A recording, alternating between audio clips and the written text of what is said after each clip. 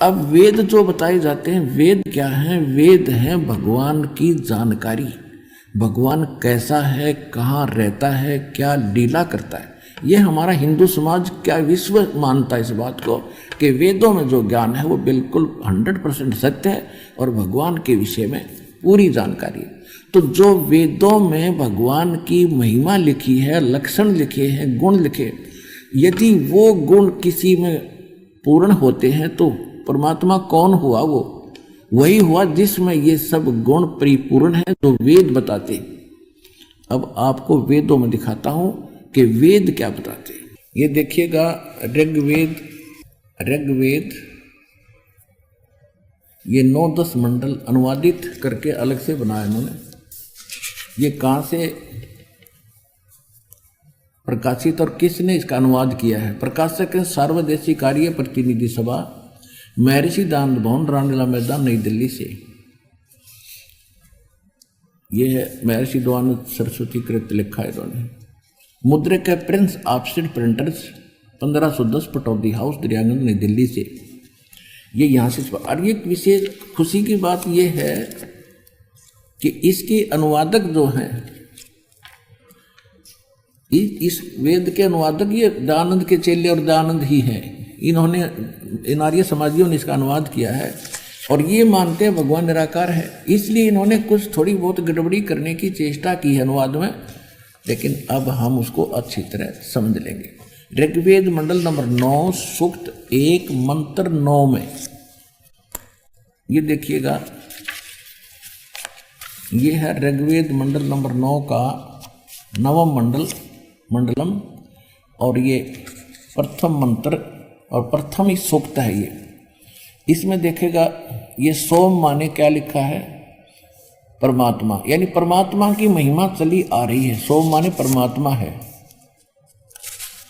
यहां देखिएगा, ऋग्वेद मंडल नंबर 9, सूक्त 1, मंत्र 2 में, हे परमात्मन, यानी परमात्मा की महिमा चल रही है। मंत्र नंबर 3 में, हे परमात्मन, यानी परमात्मा की महिमा चल रही है। ये 3 में, 4 में भी हे परमात्मन, और ये 5 मंत्र में हे परमात्मन, और यही ऋग्वेद मंडल नंबर 9, सूक्त 1, मंत्र 6 में हे परमात्मन। अब इनका 7 में गड़बड़ी होगी, इनका याद आ गया रग तरह की। इन्होंने पुरुष लिखना शुरू कर दिया, परमात्मा छोड़ दिया। उस पुरुष को ज्ञान यज्ञ में भली प्रकार फलाना दगड़ा ग्रहण करती है। अच्छा, 8 में भी फिर इन्होंने पुरुष कर दिया। उस पुरुष को, यहां परमात्मा की महिमा है, उस परमात्मा को ऋग्वेद मंडल नंबर 9, सूक्त 1, मंत्र 8 में, उस पुरुष को उग्र गतियां प्रेरणा करती हैं। यानी उस परमात्मा को जब ऐसी परिस्थिति हो जाती है, वो प्रेरणा होती है, और भासमान शरीर को, यानी तेजोमय शरीर को वह पुरुष, वह परमात्मा प्राप्त होता है। जैसे गीता अध्याय नंबर 4 के श्लोक 7 में स्पष्ट किया है कि यदा यदा ही धर्मस्य ग्लानि भवति भारत, उसमें तो वो कहता है कि मैं अपने अंश अवतार भेजता हूँ, आत्मा नाम सृजा नाम। वो कहता मैं अपनी आत्माओं को भेजता हूँ, अंश अवतारों को। और ये परमात्मा खुद कह रहे हैं, ये वेद बता रहे हैं कि वो परमात्मा स्वयं आता है। एक जब उसको यहाँ की परिस्थितियाँ प्रेरणा करती हैं, उग्र स्थितियाँ, यहाँ हाहाकार मच जाता है, तब परमात्मा सच्चा ज्ञान, सच्ची भक्ति, सच्चा विधान और शांति स्थापित करने के लिए ज्ञान से वो स्वयं यहाँ उत्पन्न होते हैं, ज्ञान से शांति स्थापित करने के लिए, यथार्थ भक्ति देने के लिए। अब आगे हम चलते हैं। ऐसे एक और इसमें ये हो गया ऋग्वेद मंडल नंबर 9, देखिएगा ऋग्वेद मंडल नंबर 9 और सूक्त 1 और मंत्र हमने 8 पढ़ लिया। ये 8वां, उस पुरुष माने परमात्मा को उग्र गतियां माने भयंकर परिस्थितियां प्रेरणा करती हैं, और वो भासमान शरीर को, यानी बहुत सुंदर तेजों में शरीर, सुंदर शरीर को वह पुरुष माने परमात्मा प्राप्त होता है। कैसे होता है आगे देखो। इसी में इसका शेष यहाँ अनुवाद है 9 के 8 का, 9 मंडल 9 सूक्त 1 मंत्र 8, जिसमें 3 प्रकार से दूसरों का वारण माने कल्याण करने वाला मधु में शरीर मिलता है। वो परमात्मा 3 प्रकार के शरीरों से वर्ण करने वाला मधु में 3 प्रकार यानी 3 स्थिति से वो सबका धारण पोषण करता है। तो अब इसमें 9वें मंत्र में ऋग्वेद मंडल नंबर 9 सूक्त 1 मंत्र 9 में वो सेकंड टाइप की जो परमात्मा की लीला होती है, शिशु रूप धारण करके तीन शरीरों में, एक में तो मालिक स्वयं रहता है, सतलोक के अंदर तख्त पर विराजमान है राजा के समान सचखंड में। दूसरी स्थिति वो करता है, एक शिशु रूप धारण करके आता है प्रत्येक युग में, कमल के फूल पर लहर तारा तालाब यानी किसी सरोवर में अवतरित होता है, जिस कारण से वो नारायण कहलाता है। हम रामकृष्ण विष्णु को नारायण मान लिए, शेषनाग के सैया पर लौट रहा था, तो शेषनाग तो उससे पहले नारायण हो गया, उससे पहले आया, तो विष्णु तो पाछे बैठा उस पर, पहले तो शेषनाग नारायण हो गया, जल में रहे, तो मछली भी सारी वो परमात्मा स्वयं आता है, इसलिए उसको नारायण कहते हैं। वो लीला ऐसी करता है। और ये दूसरी प्रकार का जो शरीर स्थिति वो बताई गई है, उसका 9वें मंत्र में विवरण है। और तीसरी प्रकार की स्थिति भगवान की क्या होती है कि वो कभी भी साधु रूप बना के कहीं प्रकट हो जाता है। जैसे आदरणीय धर्मदास साहिब जी को मिले परमात्मा एक साधु रूप में, जिंदा महात्मा के रूप में। आदरणीय मुल्कदास जी को मिले, आदरणीय दादू साहिब जी को मिले, आदरणीय नानक साहिब जी को मिले, आदरणीय गरीबदास साहिब जी को मिले, गांव छुड़ाने जिला दर्जन हरियाणा वाले को, आदरणीय घीसा दास साहिब जी को मिले, गांव खेखड़ा जिला बागपत हो गया, पहले मेरठ था, और उत्तर प्रदेश वाले को। तो ऐसे या तीसरी स्थिति ये है उनके हमारे केयर टेकरण की। और दूसरी स्थिति का विवरण अब चल रहा है, जो नवजात शिशु रूप धारण करके वो आते हैं, ये देखिएगा। और ये वेद मंत्र ऋग्वेद मंडल 9 सूक्त 1 का मंत्र 8 भी स्पष्ट कर रहा है कि वो परमात्मा तो शरीर, यह देखिएगा, ये यहाँ से चल रहा है 8वां मंत्र, उस पुरुष को उग्र गतियां प्रेरणा करती हैं और वो परमात्मा भासमान शरीर को वह पुरुष यानी परमात्मा प्राप्त होता है। और उसको वो 3 प्रकार के शरीर से सबकी का कल्याण करता है, जिसमें 3 प्रकार से दूसरों का वारण माने कल्याण करने वाला मधु में शरीर मिलता है। ये अनुवाद थोड़ा ठीक सा नहीं है। 3 प्रकार से स्थिति में हमारा सबका कल्याण करने के लिए 3 प्रकार की स्थिति से वो परमात्मा हमारे कल्याण करता है।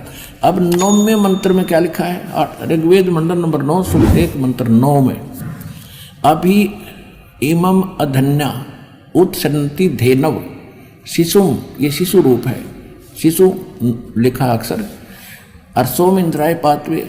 इसका अर्थ इन्होंने क्या कि उस सोम को, अब यहाँ इन्होंने अड़ंगा डाल दिया, सोम स्वभाव वाले श्रद्धालु पुरुष को।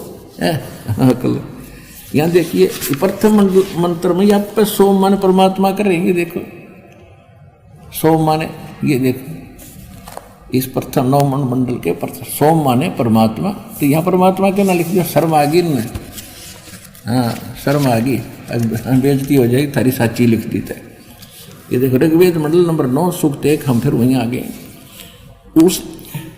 उस सोम माने अमर पुरुष को, उस अमर पुरुष को शिशुम, जो शिशु रूप धारण करके प्रकट होता है, अभी अधन्या, इन्होंने देखो अभी माने सब प्रकार से यानी पूर्ण रूपेण, अधन्या माने इन्होंने अहिंसन्य कर दिया, धेनो माने गौवे, अधन्या माने होती है बिना धनाई, यानी जिसको संत, अभी अधन्या का अर्थ होता है जिसको सांड ने बैल ने टच ही ना किया हो, यानी कंवारी, अभी अधन्या। हमारे यहाँ गौ के बारे में क्या कहा जाता था कि ये बिना धनाई है, बिना धनाई, अधन्या यानी अधन्या माने बिना धनाई, यानी बैल ने सांड ने इसको टच नहीं किया है। और अभी अधन्या कंवारी, इसका अर्थ ये बनता कंवारी, धेनो माने गौवे। ये देखो फिर देखो उस सोम माने अमर पुरुष को जो शिशु रूप धारण करके प्रकट होता है, इसका अर्थ ये बनता है, इन्होंने लिखा है उस सोम स्वभाव वाले श्रद्धालु को शिशुम का लिख दिया कुमार अवस्था में ही अभी अधन्या सब प्रकार से अहिंसनीय धेनव गव्य तृप्त करती हैं। इनके भी अनुवाद से स्पष्ट हो रहा है कि इन्होंने तो श्रद्धालु पुरुष लिख दिया, अमर पुरुष को जो शिशु रूप धारण करके आप प्रकट होता है उसकी परवरिश की लीला कंवारी गायों से होती है, ये वेद प्रमाणित करते हैं। इति सिद्धम।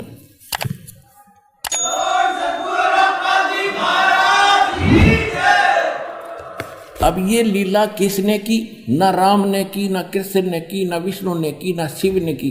इतिहास देख लो पिछला। और हमारे भगवान का इतिहास आज से 600 वर्ष पहले कबीर सागर में लिखा हुआ है, उनकी लीला।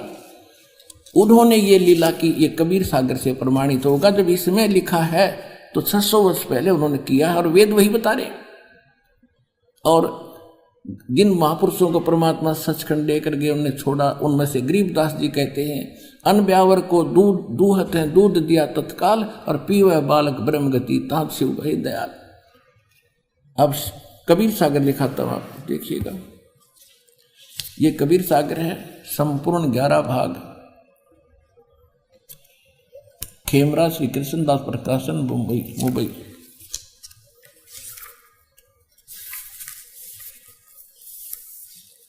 ये कबीर सागर संपूर्ण 11 भाग। और इसके कौन है प्रकाशक? ये है कबीर पंथी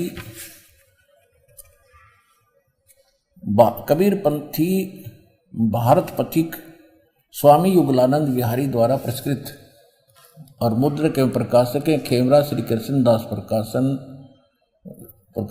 खेमरा श्री कृष्णदास, अध्यक्ष श्री वेंकटेश्वर प्रेस, खेमरा श्री कृष्णदास मार्ग, मुंबई। ये यहाँ से छपा। इसके आपको ले चलते हैं 74 पृष्ठ पे। अब इसमें क्या वर्णन किया है, क्योंकि थोड़ा बहुत इन्होंने अपने लंबा समय हो जाने के कारण थोड़ी बहुत इन्होंने इसमें कोई अक्षरों में गलती होगी, बाकी ये सही है। देखिएगा, अब जब परमात्मा की प्राप्ति होगी, ये ज्ञान सागर है। ज्ञान सागर एक अध्याय है कबीर सागर का, ज्ञान सागर। इसके 74 पृष्ठ पे, 74 पृष्ठ पे। अब यहां क्या कहते हैं? सुन जुल्हा मन भयो आनंदा। सुन जुल्हा, परमात्मा ने नीरू को जब ये कहा कि मैं तुम्हारे लिए आया हूं, मेरा कोई पिछला संस्कार है इसलिए तुम्हारे आया हूं, मुझे ले चलो। तो क्या कहते हैं? सुन जुल्हा मन भया आनंदा और जिबी चकोर पाया निशी चंदा। जैसे चकोर पक्षी को रात्रि में चांद दिखाई दे जाता है, वो उसकी तरफ दृष्टि हटाता ही नहीं, इतनी लगाव बन गया। और ले सुध चले हरस मन कीना, अरतासों पुन अस बोल ही लीना।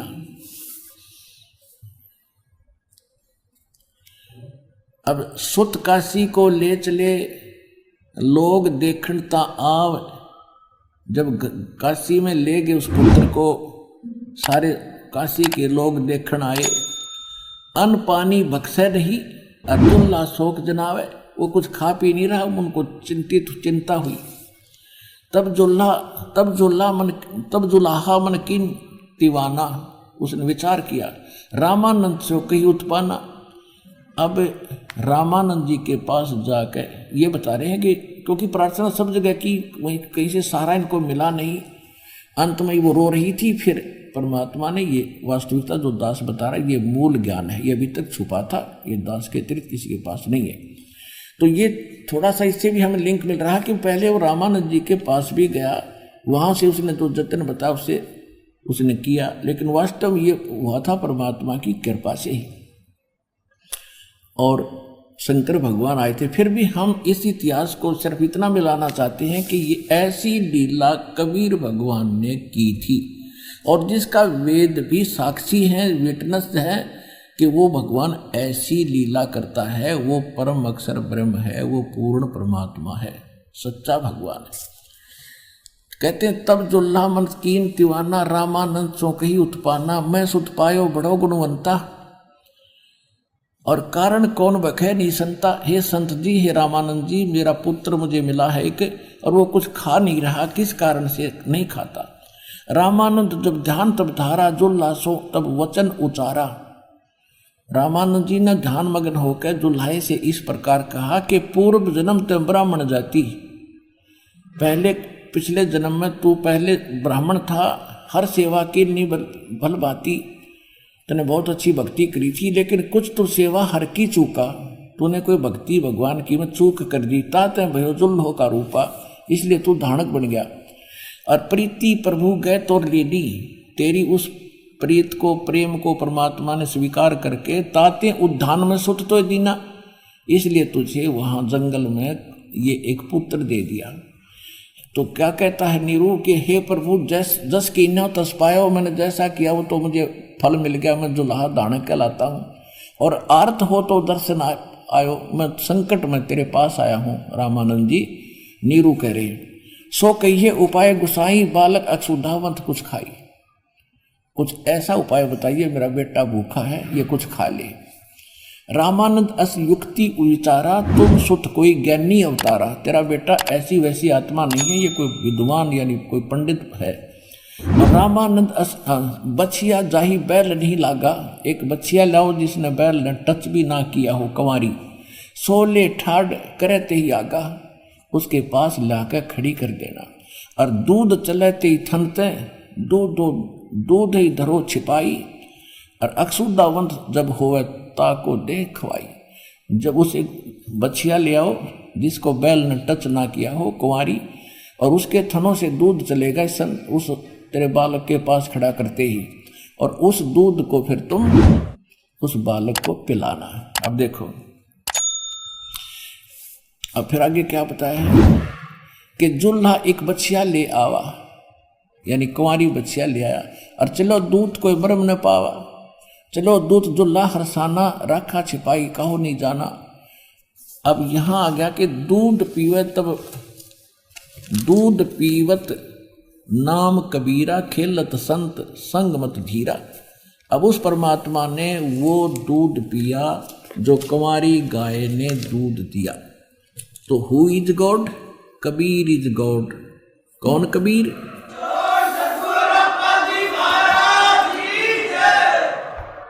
कौन कबीर? हम सुल्तानी नानक तारे दादू को उपदेश दिया, जात जुलाहा भेद न पाया वो काशी महे कबीर हुआ। अनंत कोट ब्रह्मंड का एक रति नहीं भारे, सतगुरु पुरुष कबीर हैं ये कुल के सिरजनहार।